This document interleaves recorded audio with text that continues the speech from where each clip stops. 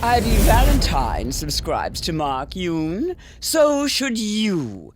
Enjoy your treat! So there's been an ongoing lingering question for the past 4 years on my channel where I get constantly the people that are either pretty much optimistic in saying that SoulCalibur is going to be getting announced or coming out soon. I've always been of the mind that it's probably going to release in either 2025 or 2026 because those are the actual anniversaries of the arcade edition and the console home edition of Soul Edge themselves. So I can see them kind of trying to want to actually shoehorn that in for some extra publicity and to get some more eyes on it. And then there's the naysayers who think that it's never going to happen just because a game they've never seen take 4 years before to develop or so. So it's just like, you can't really talk to those people. I just kind of leave those comments unsaid. I try to just like lead them to other videos and try to have them make up their own mind as opposed to just like being pessimistic about it. But you honestly can't stop people from thinking the way they're going to think. So I tend to just leave that alone. But there are nuggets that pop up here and there that actually ignite our souls once again, and one of them has such recently happened again. So Yoshinori Takahara, and he was at EVO and actually was just like posting this picture from Twitter, which could be completely innocuous, but it's him with Soul Edge and the quotation of "my soul still burns" with 2 exclamation points. A lot of things that I could say as a pessimist would be that like this doesn't indicate anything. This just means that he's still happy that people are playing SoulCalibur and whatnot. The thing that it tends to me for, though, if you're going to look towards the future, is this is him still involved with Project Soul and SoulCalibur. It's not so much that the series is canceled like some naysayers have said, and I've completely debunked that before, so we're not even going to get into that. But some people have said that the series has been canceled because they take tidbits of information and they link them together in ways that shouldn't be linked together, which is otherwise known as conspiracy theory. Completely made this entire narrative, like this pessimistic narrative around a game that sold about 5 million or more copies total, and a game that has been like largely lauded as being the revitalization, the rekindling of the franchise. So there's a lot of things that you can actually look to and deal with there, but I tend to go with more of the fact that if he's posting this, it means that he's still involved with SoulCalibur, or he's at least still involved with Project Soul, which tends to show that SoulCalibur is still coming. It's like, it's an easy one-to-one to make. You wouldn't be saying "my soul still burns" and the director of the game. We're not talking about like somebody insignificant, like, you know, I'm not saying anyone's insignificant that works for the projects, but somebody that's in like the marketing department or somebody that's in like customer service or online sales or something. Those people aren't the ones like saying this. This is the director of the game whose literal job relies on SoulCalibur existing. Otherwise, he and the rest of Project Soul would be going on to other projects. And bringing up Motohiro Okubo, like we've talked about in the past, him moving on from Bandai Namco as a whole doesn't mean that he was let go. It doesn't mean that he didn't do the job that he fulfilled that he wanted to do with 2 full seasons of DLC and very good numbers for the series.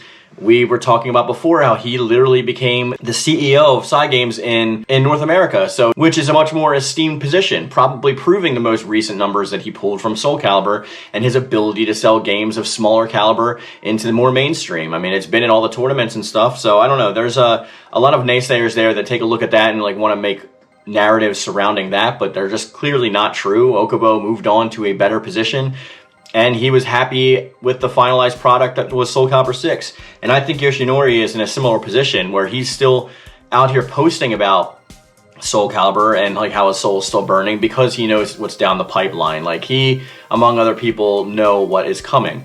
So I know for us, we only can take these little tidbits of information and kind of run with them, and then like whichever narrative that appeals to you the most, whether it's not coming or coming, you're going to find content based on that. And you're going to use certain information that comes out, like this tidbit or that tidbit, to actually fit that narrative. That's just how humans work. That's how it works with us trying to convince ourselves and cognitive biases. That's just the way things are. Now, I do admit that I put this in a category of me being more optimistic towards it because I see these in a different light. But I think it's not just so much a different light. How else are you supposed to see this? If you're the director of SoulCalibur 6, you know whether SoulCalibur 7 is coming or not. You know whether that's actually in the works or whether it's in the pipeline or not. You're not going to be posing with Soul Edge and talking about your soul still burning if you got let go of a job. That's just how it is. like with all these like layoffs and stuff in the gaming industry, like they would know whether or not they were going to be working on SoulCalibur 7, which in my opinion they have been doing so since 2020 or before. So I don't like really understand the narrative that like this could be a bad or negative thing, or him just like giving his personal opinion. Like with NDAs and whatnot, they're not really so much allowed to give their personal opinions out like that, especially in a public forum like Twitter, where like he's literally linked to the Bandai Namco and literally linked to Project Soul on his Twitter. That's more of a professional kind of thing. Like there's more strict rules concerning social media in Japan than there are in the States, and they're pretty strict here. So Yoshinori actually going out there and feigning his support and love for the franchise that he is directing is not so much a negation of this is not coming, it's more of a look forward to what's to come. Like, my soul still burns, so should yours. There's a lot of implication there that I think lends to us looking at this in a very positive light.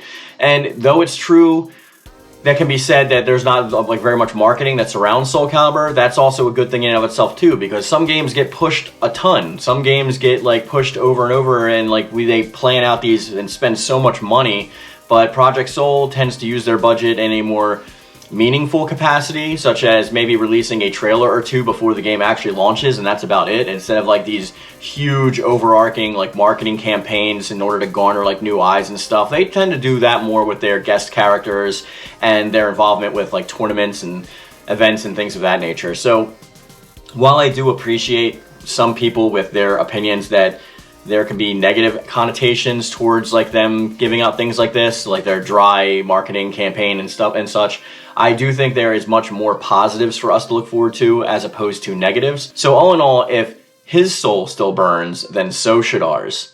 Now, before we end the video, I do want to talk about the poll of the last video, which is actually going to be talking about who we're going to be covering next in the next timeline differences video. And obviously we're covering Cassandra / Sophitia next as one video, but the rules for who we are actually covering after that were talked about in the last poll. And I said, new timeline difference video will feature Sophitia and Cassandra. Who will you want to see after? And out of 190 votes, we got Siegfried coming in with 45% of the vote, Taki coming in with 30% of the vote, and Huang coming in with 25% of the vote. Now again, we are going to be getting to everybody at some point, but this is just the order in which you guys as an audience want to see them released in, so we're doing it in the way you want it to be done. So that's where our research and all that stuff is going. Again, thank you to Layla for actually helping with this project, and thank you guys for watching and liking the video. And if you want to see more of this or talk with more like-minded people, feel free to jump in the description box and check out our Discord, where we talk about everything, not just SoulCalibur. And I am covering Stellar Blade now, so you will be seeing some new videos coming towards then, and I hope you stay for those, even if you're not interested in the game, just to support the channel. But with any and all thoughts, I always lend you guys to go to the comment section and tell me what you think. And as I always say, I love it, thank you, and thank you.